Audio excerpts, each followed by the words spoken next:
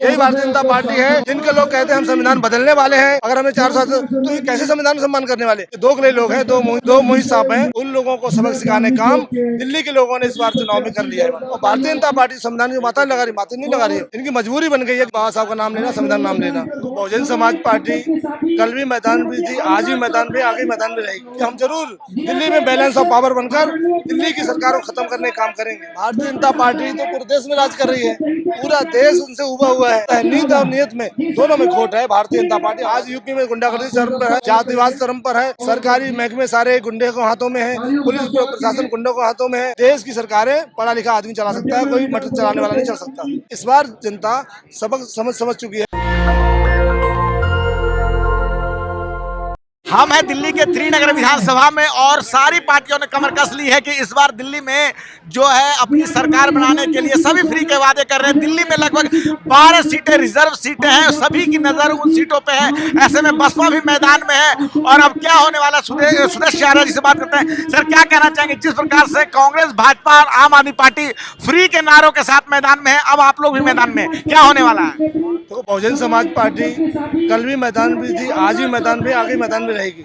अभी आपने माना आकाश रंग जी को कवर किया, उन्होंने वो सब बातें बता दी दिल्ली में ठग लोगों ने कही। उन ठगों को काला जो चेहरा था उनका सामने लेके आ गए और ये बताने का काम किया कि जो लोग कभी फ्री का काम करते हैं, कभी बिजली फ्री, पानी फ्री, सफर फ्री, तो इस तरह की रेवड़ियां बांटने का काम करते हैं, ऐसे लोगों से सावधान रहने की आवश्यकता है। दिल्ली के लोग भी उत्तर प्रदेश की भांति मुझे लगता है बदलाव लाएंगे। 2008 में हमने 14.5% वोट लिया था, तो निसंदेह दिल्ली में बदलाव आने वाला है। और बहुजन समाज की इतनी बड़ी संख्या में आप लोगों ने देखा होगा कि हमारे बुलाए हुए लोग नहीं थे, खुद चाहत रखने वाले लोग यहाँ पर बहुजन समाज पार्टी की इस रैली में शामिल हुए हैं। निसंदेह संदेश चला गया पूरी दिल्ली में कि हम जरूर दिल्ली में बैलेंस ऑफ पावर बनकर दिल्ली की सरकार को खत्म करने का काम करेंगे। लेकिन भाजपा कह रही है कि अब आम आदमी पार्टी के शासन से ऊब कर दिल्ली की जनता उनको चुनने वाली है। ऐसे में क्या कहना चाहेंगे? भारतीय जनता पार्टी तो पूरे देश में राज कर रही है, पूरा देश उनसे उबा हुआ है, तो दिल्ली लोग भी उब जाएंगे। दूसरी बात है कि दिल्ली में वो पहले भी सरकार चला चुके हैं। पहले साहिब सिंह वर्मा रहे, सुषमा स्वराज रही, उसके बाद उनके मदन लाल खुराना रहे, तब उन्होंने क्यों नहीं कुछ कर दिया।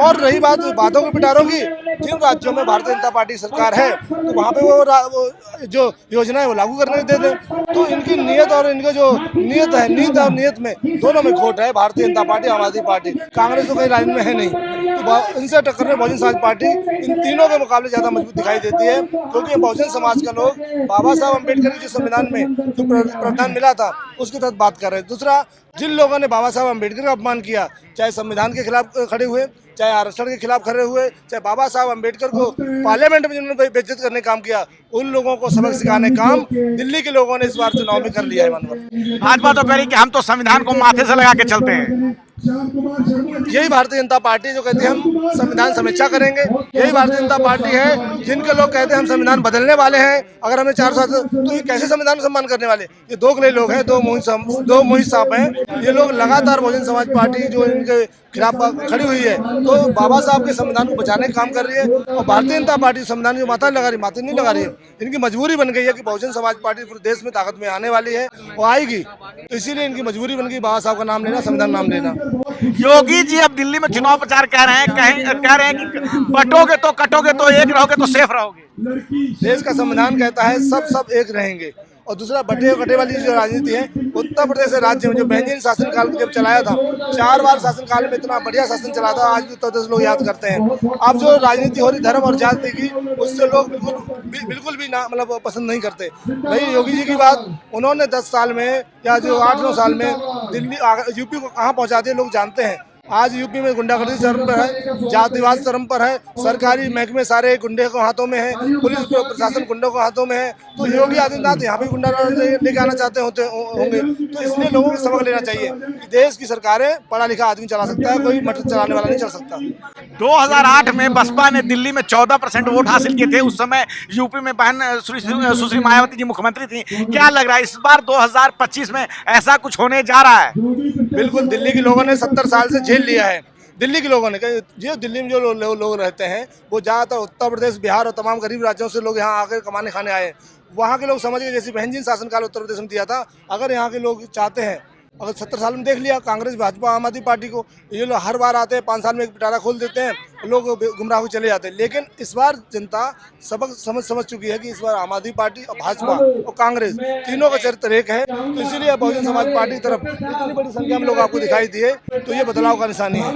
फिर एक आखिरी सवाल, पूर्वांचली वोट पर सभी की नजर है और दिल्ली में 12 सीटें रिजर्व सीट है और लगभग जो बहुजन जो आबादी है वो लगभग दिल्ली की 30 सीटों पर निर्णायक भूमिका अदा करती है और यही जो जनसंख्या है किसी भी सरकार को बनाती भी है और बिगाड़ती भी है। ऐसे में लगता है क्या इस बार इस जनसंख्या का एक भाग जो बीएसपी के साथ आएगा?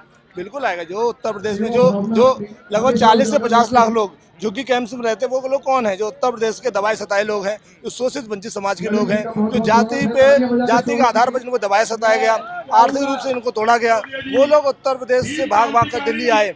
उनका जीवन भी आज 40 साल 50 साल से झुग्गियों में रह रहे हैं, नरक से बेहतर है।